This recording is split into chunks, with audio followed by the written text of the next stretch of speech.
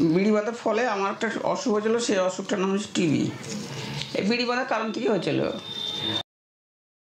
বিড়ির গ্যাসে আমার অসুখ হয়ে গেছে এবং আমার বাচ্চাটা বুকের দুধ পান করে আমার অসুখ হয়ে গেছে। আমার বাচ্চাটা অসুস্থ। 7 বছর থেকে বিড়ি বাঁধে, এখন অবধি 40 বছর বিড়ি বাঁধছে। বিড়ি বাঁধতে বাঁধতে টিবি হয়। বিড়ি বাঁধি, পিএফ কাটাই, কিন্তু পিএফ আমাদের ঠিক মতো জমা পড়ে না। এই যে পরিস্থিতি, এইভাবে তো চলা যায় না, এভাবে মানুষ বেঁচে থাকতে পারে না।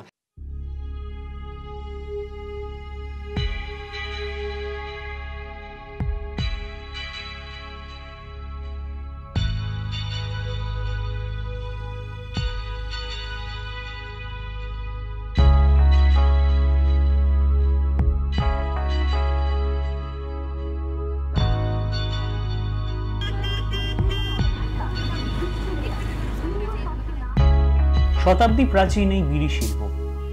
এই বিড়ি শিল্পে যে বিপুল সংখ্যক শ্রমিকরা কাজ করেন, তারা কোথায় কিভাবে জীবন ধারণ করছেন? পশ্চিমবঙ্গ এবং সমগ্র ভারতবর্ষের অন্যান্য রাজ্যের বিড়ি শ্রমিকদের দুর্দশায় চিত্রটা প্রায় একই। পশ্চিমবঙ্গে সবথেকে বেশি বিড়ি উৎপাদন হয় মুর্শিদাবাদের ঔরঙ্গাবাদ, ধুলিয়ান, কাপাসডাঙ্গা বিভিন্ন অঞ্চলে। কিন্তু আমরা কি জানি এরা কোন অবস্থায় কাজ করে যাচ্ছে? বিড়া যারা বাঁধে তাদের এত শরীরের অবস্থা খারাপ না। বিড়ির যে ওই যে গ্যাস আছে, একটা গ্যাস বুঝতে গেলে ওই যে একটা মশলার যে একটা ঘ্যান আছে, ওই ঘ্যান লাকামুখে চলে যায়, ওতে যেই দেহর মানে খুব ক্ষয়ক্ষতি করে, হাঁপের অসুখ হয়, প্লাস তাদের টিবি হয়। বিড়ি বাঁধতে বাঁধতে আমার চোখের প্রবলেম হয়। ফার্স্টে বিড়ি বাঁধতে বাঁধতে টিবি হয়। হ্যাঁ, বিড়ি বাঁধছি আজ 15 বছর ধরে, 15-16 বছর হয়েছে। এবার এই পেট ব্যথাটা করতেছে আজকে 7-8 বছর ধরে। এবার ওই মাঝে সাঝে বড়ি টড়ি খেয়ে মোটামুটি সুস্থ থাকি, আবার হঠাৎ করে এরকম চাকান দেয়। এইভাবেই চলতেছে দীর্ঘদিন। আমি বাবুনাথ মণ্ডল, বয়স আমার 36 বছর। আমি 15-16 বছর যখন বয়স, সেখান থেকে আমি বিড়ি এই থেকে আমাদের দেখা যাচ্ছে আমাদের শরীরে দুর্বল হয়ে শিখেছে, আমাদের শরীরে ক্ষমতাও নেই, আমাদের নানা রকম সমস্যা দেখা যাচ্ছে, সেক্সের প্রবলেম, আমরা একটা ঝুড়ি নিয়ে দৌড়াতে পারি না, কি খেলাধুলো করতে পারি না সেভাবে আগের মতন। সেক্সের প্রবলেম এখন বিশাল দুর্বল সব দিক দিয়ে, চোখেও এখন কম দেখছি। এমনকি বিড়ি শিল্পের সাথে যুক্ত ইয়াং জেনারেশন যৌনভাবে অক্ষম হয়ে যাচ্ছে। এই বটি বটি বিড়ি বাঁধার জন্য, এই যৌন ক্ষমতা একদম বিড়ি বাঁধার জন্য এই ঘটনাটা ঘটে গেছে। যৌন ক্ষমতাটা একদম কমে গেছে। স্বামী স্ত্রীর যে একটা মিলন ঘটে, তো সেই মিলনটা কিন্তু আমরা একদম নেই এর ভেতরে। তো মানে অনেক চেষ্টা করলু, অনেক রকম চেষ্টা চেষ্টা করার পরে যদি যা এ করতে যাবো, কিন্তু সেই জিনিসটা মোটা হয় না। একদম হওয়া মানে কিন্তু সেন্সেবল কেমন জিনিস নেই, একদম দুর্বল হয়ে গেছে একদম ওই বিষয়ে অন্তত, বুঝলেন। এর যদি ডাক্তারও দেখাইছি, সে ডাক্তার দেখাইছে, তেমন কিছু করতে পারলাম না। শ্রমিক 90% রোগগ্রস্ত। আমার ছেলেরও অসুখ হয়ে গেছে। বিড়ি বাঁধার সময় বাচ্চা এদের কোলেই থাকে আর প্রবেশ করে তামাকের ধুলো এদের নাকে, যার ফলে বাচ্চারাও বিভিন্ন কারণের রোগের শিকার হয়। বিড়ি বেঁধে থেকেই বুকে ব্যথা, পেটে ব্যথা, যন্ত্রণা, 2 পাশেতে যন্ত্রণা, 2 সাইডে পেটের, আর মাথাতে গ্যাস সহ্য হয় না, নিঃশ্বাস টানতে পারিনি, নিঃশ্বাস আটকে যায়। ডান পা একদম মশাল, চলতে ফিরতে পারে না। এবার ওই হাসপাতালে ফিরে নিয়ে নিজে সব তোলা পেশায় পায়খানা সব আমি করি। আর তা বাদে ওই হচ্ছে ডাক্তার ওষুধ খাইতে বমি করতেছে, তারপরে ওই হাত পা হচ্ছে, মানে হাত পা তোলে না। মানে ছোটোবেলাতে বিড়ি বেঁধে মাথা যন্ত্রণা, হাত পা যন্ত্রণা, আর এসে পাড়ে এই শিরগুলো লাফাই লাফাই লাফাই লাফাই ওঠে। ইনি গোলাম হোসেন মণ্ডল। বিড়ি বাঁধতে বাঁধতে নার্ভের সমস্যা থেকে আজ ইনি পঙ্গু। আমি এইরকম দেখতে ওইরকম দুর্বল এরকম। আচ্ছা, ওই বিড়ি বাঁধে ছোটোবেলাতে বেলায় একটা বেলাতে বিড়ি বেঁধেছে, বেঁধে শরীর এরকম দুর্বল, পড়াশোনা শিখছে না, ওই ব্যায়ামে পয়সা এসছে। তাকে ধুলো নিচে ঢোকে, ধুলোটা খুব কড়া জিনিস, এই কড়া জিনিস তাতে শরীরের ব্যাপক ক্ষতি হয়। এই মহিলা নিজেই আর কি যক্ষা রোগে আক্রান্ত। ওই একেতে গ্যাস, তাতে আমাদের যে ধুলো ওড়ে, ওতে প্রচুর ক্ষতি হয় শরীরে। আর ওই যে বিড়ি বাঁধতে বাঁধতে যে গ্যাসটা লাগে, গ্যাস এবং ওই যে তামাকের গুঁড়ো এ ফুসফুসেতে এমনিতে গিয়ে পরপর টিপির সৃষ্টি হয়। এইবার টিপির সৃষ্টি হলে দীর্ঘদিন এ তো আমরা ধরতে পারি না। এইবার জ্বর আসলো, এইবার জ্বর হয়তো 6 মাস দেখা যাচ্ছে জ্বর এরকম খুসখুসে জ্বর আসতে আসতে এইবার পরীক্ষা সরকারি হসপিটালে যেই পরীক্ষা করলাম, পরীক্ষার পরে তখন বললো তোমার টিপি এসছে।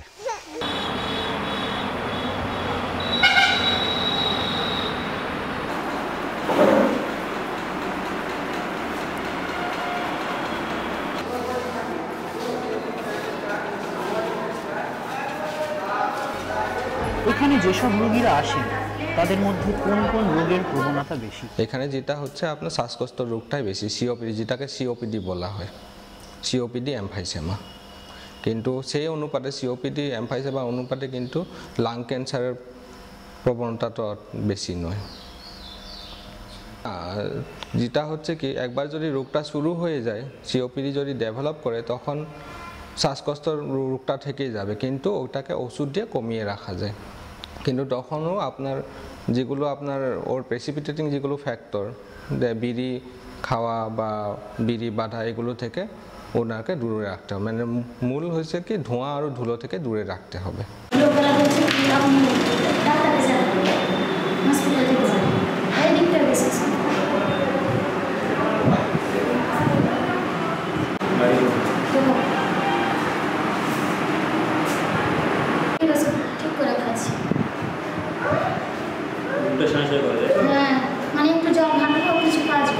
এই মহিলা বিড়ি শ্রমিক টিবিতে আক্রান্ত।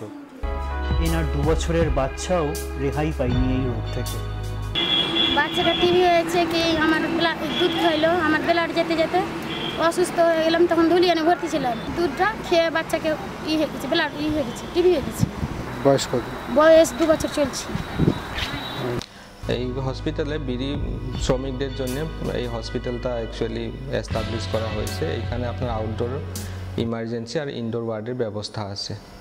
যারা বিড়ি কার্ড হোল্ডার আছে ওনারা এখানে চিকিৎসা পান। বিড়ি কার্ড আপনার আমার ডিপার্টমেন্ট থেকেও, লেবার ওয়েলফেয়ার অর্গানাইজেশন থেকেও ইস্যু করা হয়। আগে আপনার বিডিও অফিস থেকে, ডিএম অফিস থেকেও করা হয়েছিল। 18 বছর উপরে যে শ্রমিক বিড়ি বাঁধছে ওনারাকে বিড়ি কার্ডের জন্য অ্যাপ্লাই করতে হয়, তারা ফ্রি মেডিসিন পাবেন। এখানে আউটডোরের ফেসিলিটি আছে। আউটডোরে আপনার সকাল 9টা থেকে 1টা পর্যন্ত করা হয়। আউটডোরে আপনার রুগীদেরকে মানে ডাক্তার চিকিৎসা করার পরে ওনাদেরকে বিনামূল্যে ওষুধ দেওয়া হয়। এখানে সাপ্লাই আপনার অ্যান্টিবায়োটিক, জ্বরের ওষুধ, ডায়রিয়ার ওষুধ, তারপরে আপনার প্রেশার, সুগার, মানে যেগুলো আপনার জেনারেল যেগুলো প্র্যাকটিসের জন্য যেগুলো মেডিসিন থাকে সমস্তগুলো অ্যাভেলেবল আছে। তারপর ওখান থেকে ওই হেলথে পাঠিয়ে দিলে তারা তো সেই ওষুধপত্র ঠিক মতো দেয় না। সরকার তো হাসপাতাল বানিয়েছে, সে 1 মাসের ওষুধ 3 মাস ধরে দেয়, কিন্তু এই শ্রমিকরা কতটা চিকিৎসার সুযোগ সুবিধা পাচ্ছেন? ঠিক মতো খেয়ে মানে চিকিৎসা ওরা ঠিক মতো করে না। জ্বরের আর এই ঠান্ডা মান্ডা ওষুধগুলো দিবে আপনার, তার ভিতরে কিছু ওষুধ দিবে না, আপনাকে ট্রিটমেন্ট ভালো করে না, রক্ত পরীক্ষা করে না।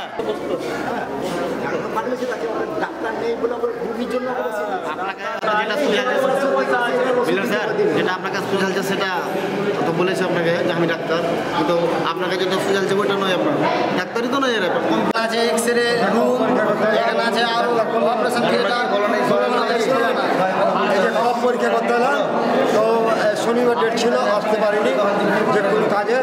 আজকে এলাম তো বলছে না হবে না, হবে না।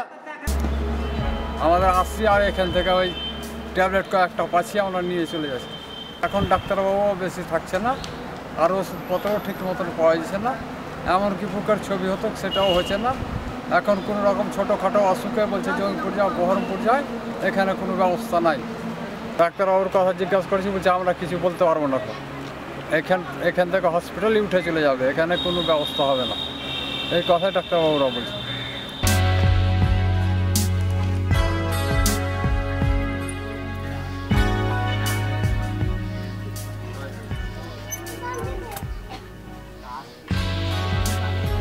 এই শ্রমিকদের রোজগার কত, কিভাবে চলে তাদের? বাড়িতে রোজগার ধরো 1-1.5 করে বিড়ি হয়, এই বিড়ি বাঁধলে 1-1.5 বিড়ির মজুরি 100-150 টাকা আয় আছে। বিড়ি বাঁধলে 100 টাকা পায়, 1000 প্রতি। রোজগার তো সামান্য, মানে এখন তার রোজগার করতে পারিনি, টিভির জন্যই তার বিড়ি বাঁধতেই পারিনি, ওই সময় কিছু সময়ের জন্যই বাঁধি।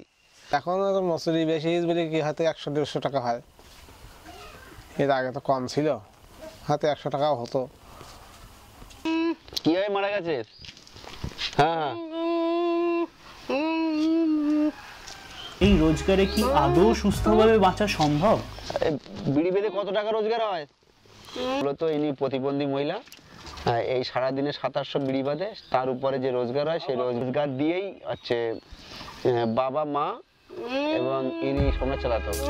আমার বাড়ি ঔরঙ্গাবাদ জগতাই, আমরা বিড়ির কারিগর, বিড়ি বাঁধি, পিএফ কাটাই, কিন্তু পিএফ আমাদের ঠিকমতো জমা পড়ে না, আর যদিও জমা পড়ে তো কার নামে অন্য কাউরি পিএফ আমার নামে, আমার পিএফ অন্য কাউরি নামে, আমরা পিএফ ঠিক মতন পাচ্ছি না। আর কোম্পানিরা আমাদের মজুরি ঠিক মতো দিচ্ছে না। কোম্পানি আমাদের সরকারি রেট শুনি যে 170 টাকা মজুরি, আমরা কি 100 টাকা দেয়, তার ভিতরে কত বিড়ি বাদশাদ কত কি। তো এইভাবে যখনই আমাদের ইউনিয়ন থেকে হয়তো কোম্পানিকে চাপ দেয়, কোম্পানিরা তখন বলে এখানে কাজ বন্ধ রাখবো, আমরা মালদাতে বিড়ি উঠাবো। চলে গেল মালদা, চলে গেল পাকুড়, এখানে কাজ বন্ধ, মালদাতে বিড়ি উঠাই, এখানে কাজ বন্ধ, এখানে কারিগর বেকার। যা হোক চাপে পড়ে কারিগরের শিকার, যেটা কোম্পানিরা বলে সেই হিসেবে কাজকর্ম করে। এই পরিস্থিতিতে আমরা কারিগর আমরা কি করব? কোনো উপায় না পাইয়া যা যেটা বলে কোম্পানিরা আমরা সেভাবেই আমাকে কাজ করতে হয়। শুনুন, এই যে কাপাইডাঙ্গা পঞ্চায়েতের মাধ্যমে যে অঞ্চল পঞ্চায়েত আছে, এরা কিছুই তো পায় না বিড়ির শ্রমিকরা, আর এদের বিড়ির অবস্থা এত খারাপ, বা সরকারও ইয়াদাকে দেখাশোনা করে না, বা পঞ্চায়েতও দেখাশোনা করে না, বা পঞ্চায়েত থেকে কিছু পায় না। এদের 500-1000 বিড়ি বেঁধে 65 টাকা দেয়, এই 65 টাকায় তা ওষুধ কিনতে পারে না, ছেলে মেয়ে আছে। এই যে পরিস্থিতি, এইভাবে তো চলা যায় না, এভাবে মানুষ বেঁচে থাকতে পারে না। এটা ঠিকই আছে, টিকি থাকার বেঁচে থাকা আজ দিন তফাৎ আছে। এই যে সরকারের আমরা তো কোনো কিছুই পাইনি, তা সরকার থেকে যদি কোনো একটু ব্যবস্থা হতো, তাই এই মানুষগুলো আজ তো কোনো পঞ্চায়েত থেকে আমাদেরকে ভালোভাবে দেখে না। এই বিড়ির শ্রমিকের কথা কি আর বলবো আপনাকে, এ বললে পরে দুঃখে কাঁদন চাপান যাবে। এদের মানে নাই, কোনো আহা বলা লোক নাই। তা এদের যদি করতে তাহলে এই যে অবস্থা, ওদের অসুখের কথা সব কিছু অসুখ এদের বিড়ি থেকে হবে। বিড়ি যারা বাঁধে এত কম মজুরিতে। আমার নাম হল ইয়ানুস শেখ।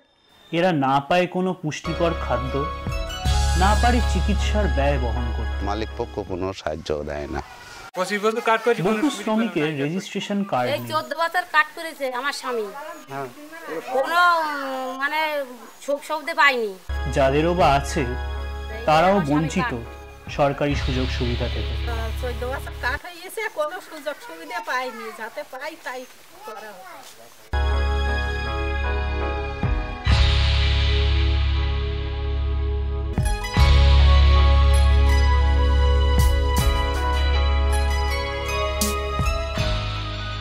এই বিড়ি শিল্পে যে বিপুল সংখ্যক শ্রমিকরা কাজ করেন, তাদের বেঁচে থাকার কথা কি জানেন এই ধূমপায়ীরা? এবং আমরা কি জানি এরা কোন অবস্থায় কাজ করে যাচ্ছে? এরা কি ফিরে পাবে না এক সুস্থ সবল জীবন? কিন্তু কিভাবে?